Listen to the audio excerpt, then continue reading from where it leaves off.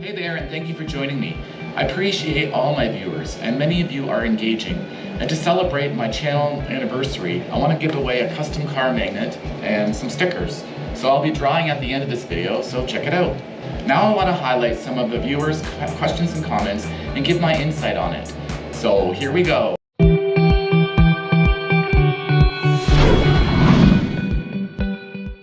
So I typed out some comments and questions from viewers, and starting with the video, my HIV symptoms pre-diagnosis. Now this viewer has been quite active for the last few days, so I want to share some of it. But when you were infected in 2017, did you realize you had HIV?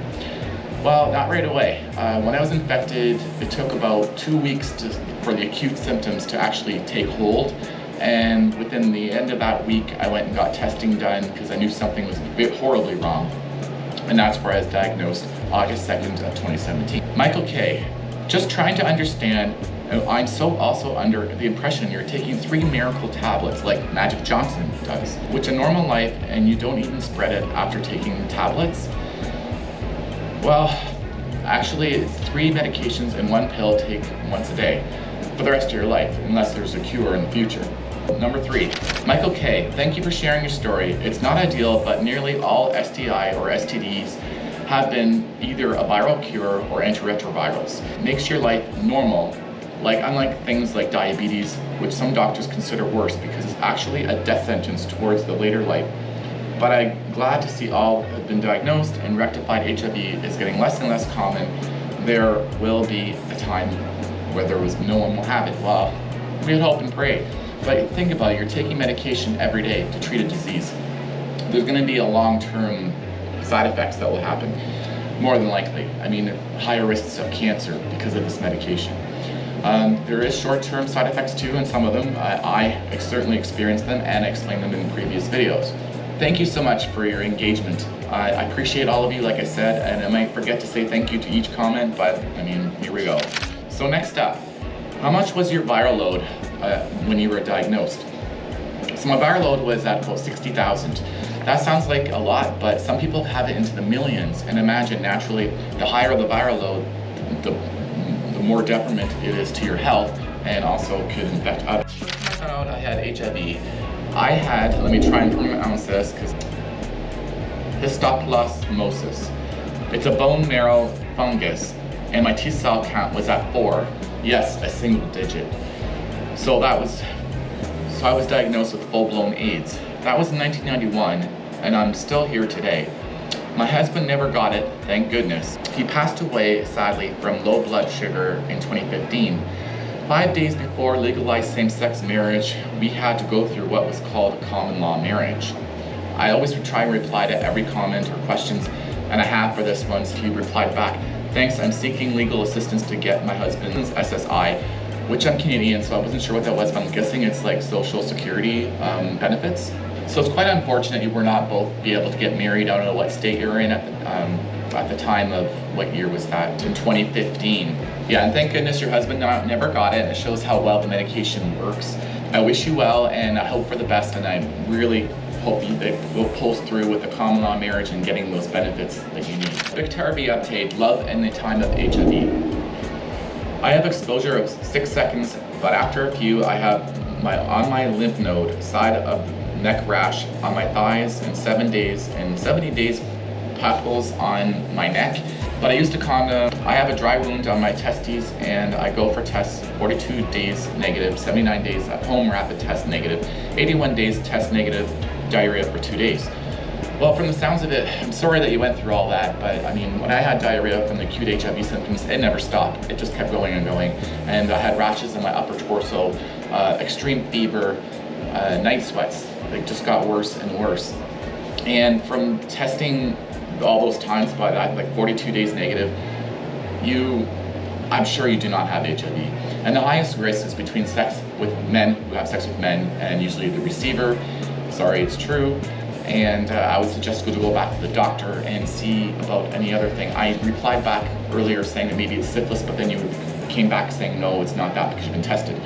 So hopefully you're in good health now, but if not, please go see a doctor and just try and figure out. And let us know. Thank you for your input, and it's always appreciated. So the video, Matthew Shepard and the Real Truth.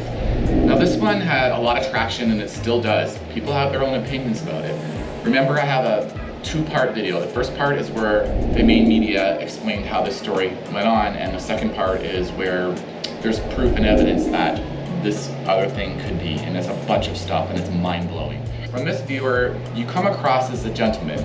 I also searched for the truth. A little different was the outcome to yours. However, you're entitled to have questions or opinions. You came across as a gentleman. I also searched for the truth. A little different was the outcome of yours. However, you're entitled to have your opinions. I'd ask you to search for the full police interactions of the murderers.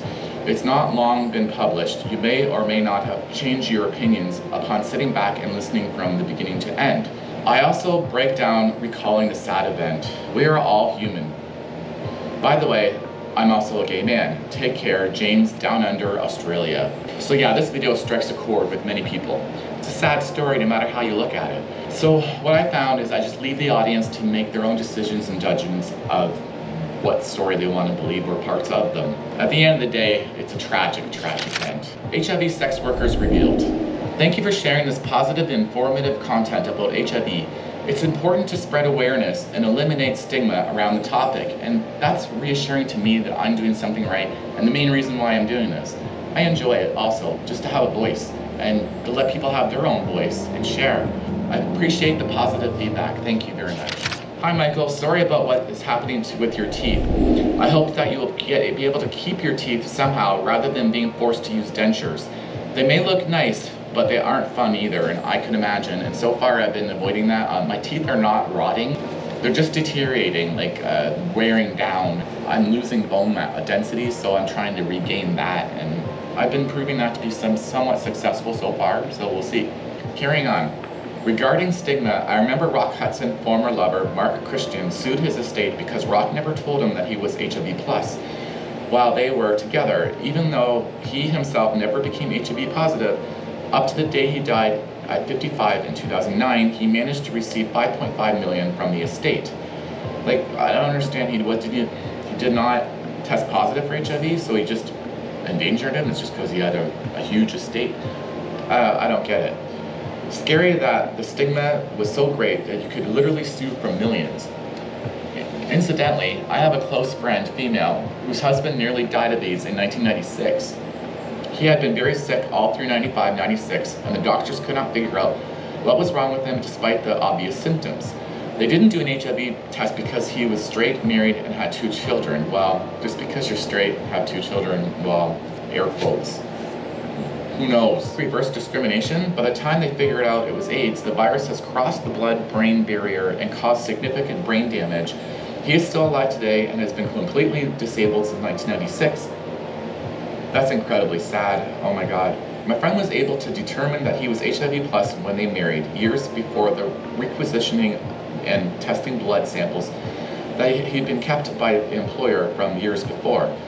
Both children conceived after he was positive, but happily my friend and her children never became positive.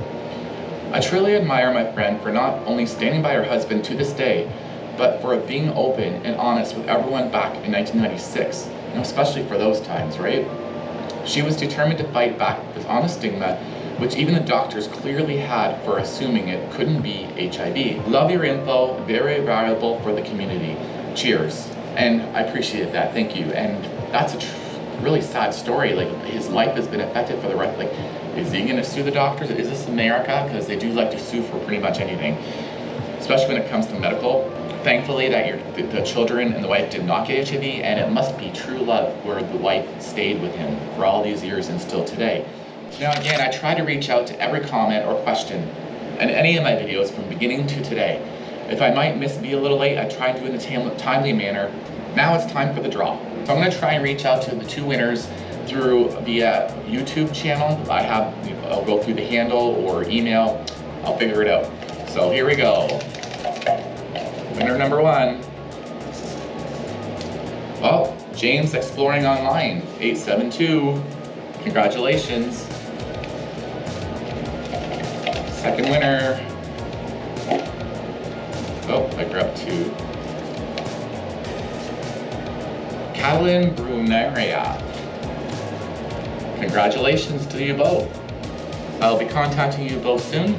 Thank you for joining, and I hope you enjoyed it. Please remember to like and subscribe and tap that notification bell to be notified if you haven't already. Until next time, Michael K here. Take care, everyone.